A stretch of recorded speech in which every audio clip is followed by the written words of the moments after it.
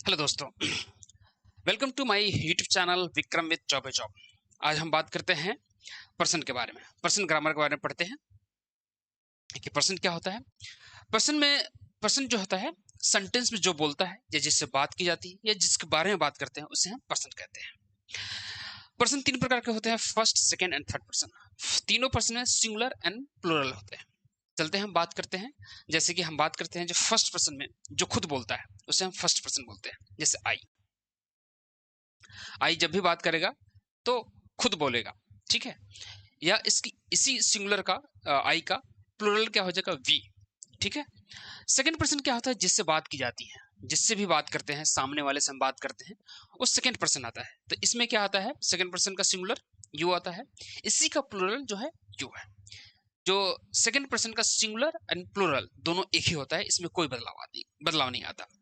अब हम बात करते हैं थर्ड पर्सन के बारे में। थर्ड पर्सन क्या है, जिसके बारे में हम बात करते हैं, किसी के बारे में हम जब बात करते हैं तो किसी के या तो खुद बोलते हैं या जिससे बात करते हैं या किसी न किसी के बारे में बात करते हैं। तो जब हम किसी के बारे में बात करते हैं वो थर्ड पर्सन आता है। थर्ड पर्सन का सिंगुलर क्या होगा, वो होगा ही, सी एंड इट, ठीक है। इसी का प्लूरल क्या हो जाएगा, दे। अब हम और डिटेल्स में पढ़ते हैं, ही, सी, इट थर्ड पर्सन का डिटेल्स, ठीक है। तो ही का मतलब क्या होता है, ही का मतलब वह होता है। सी का मतलब भी वह होता है, ये हम सब बेसिकली जानते हैं। लेकिन ही का यूज का कहाँ यूज करते हैं, लड़का के लिए, आदमी के लिए यूज करते हैं। और सी का यूज करते हैं लड़की के लिए, महिला के यूज करते हैं। इट का यूज कहाँ करते हैं हम, यह और वह दोनों होता है इसका मतलब। लेकिन इसका यूज हम करते हैं वस्तु, जानवर और छोटे से कोई सा भी नाम हो, ठीक है। न्यूट्रल है ये मेल फीमेल दोनों में यूज होता है। थोड़ा ट्रिक समझ लेते हैं। आई वी मैं बोलूँ तो फर्स्ट पर्सन, तुमसे बात करूँ तो second person, and he she it दे के बारे में बात करूँ थर्ड पर्सन। ये ट्रिक है जो मैंने लिखा हुआ है समझने के लिए, ठीक है। लेकिन यहाँ पर देखने की बात है कि यू जो है सिंगुलर में भी और प्लूरल में भी दोनों में सेम ही रहता है, इसमें बदलता नहीं है।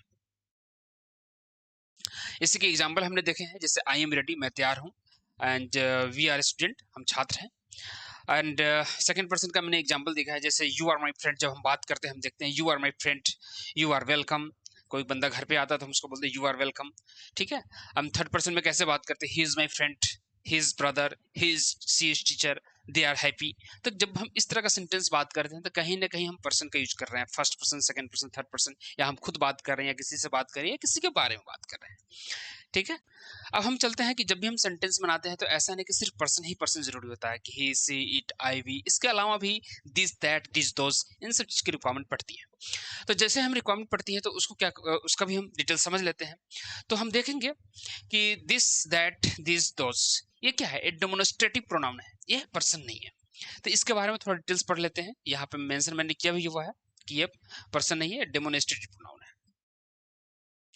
तो वर्ड है दिस, दिस का मतलब यह होता है, यह है सिंगुलर है, और इसका यूज हमेशा नियर के लिए यूज करते हैं, ठीक है। दैट क्या है, इसका मतलब वह होता है, ये भी सिंगुलर है लेकिन इसका यूज हम हमेशा दूर की चीजों को इंडिकेट करने के लिए करते हैं। दिस का मतलब ये होता है, इसका ये भी एक से ज्यादा में यूज करते हैं, प्लूरल है लेकिन हमेशा नियर के लिए यूज करते हैं। और सेम टू सेम यहाँ पर चलते हैं, दोज, दोज का मतलब ये होता है, ये भी प्लूरल है बट इसका यूज हम दूर के लिए करते हैं। अभी हम बात कर लेते हैं, सॉरी, ये भी हम बात करते हैं ही इज। जैसे हम कोई भी कभी भी सेंटेंस बनाएंगे तो उसमें हेल्पिंग वर्ब की जरूरत पड़ेगी। तो हेल्पिंग वर्ब का यूज कहाँ, किसके साथ कौन सा हेल्पिंग वर्ब का यूज होगा, इसके बारे में बात कर लेते हैं। यह है is, am, are, was, were, have, has, had, ठीक है। इसका यूज कहाँ कब करेंगे, ठीक है। तो एम का यूज हमेशा, अगर देखेंगे एम का यूज हमेशा आई के साथ होता है। एम का यूज किसी के साथ नहीं होगा, सिर्फ आई के साथ होगा। इज का यूज हमेशा सिंगुलर एंड थर्ड पर्सन के साथ होगा, जैसे ही, सी, इट, ठीक है। ओके, अब चलते हैं हम आर। आर का यूज होगा प्लूरल एंड यू के साथ होगा, यू, वी, दे, ये तीनों के साथ आर का यूज करेंगे। हैज का यूज करेंगे सिंगुलर थर्ड पर्सन के साथ, ठीक है। ही, सी, इट के साथ करेंगे। हैव का यूज कहाँ करेंगे, सभी प्लूरल के साथ, आई, यू, ठीक है, आई, यू, वी, दे।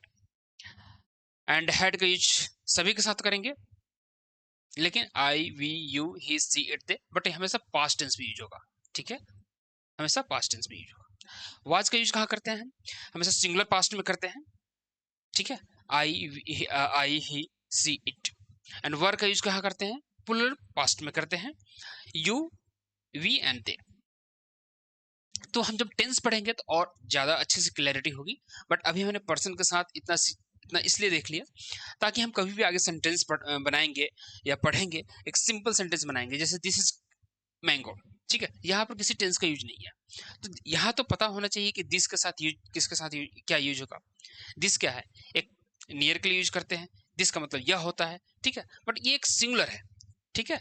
तो ये पता होना चाहिए कि जब हम बात करें तो एक नॉर्मल सेंटेंस बनाए तो कैसे इसका क्या बोलते हैं, इसमें हेल्पिंग वर्ब कौन सा लगेगा, तो उसी के लिए हमें ये चीज़ हमने बताया है। तो चलते हैं आगे, अभी हम बात करेंगे, अभी हमने पर्सन पढ़ा, पर्सनल प्रोनाउन पढ़ते हैं, उसके बाद और मजा आने वाला है टेंस बनाने में एंड इंटरव्यू के क्वेश्चन का आंसर करने में। चलते हैं अब नेक्स्ट टॉपिक की तरफ।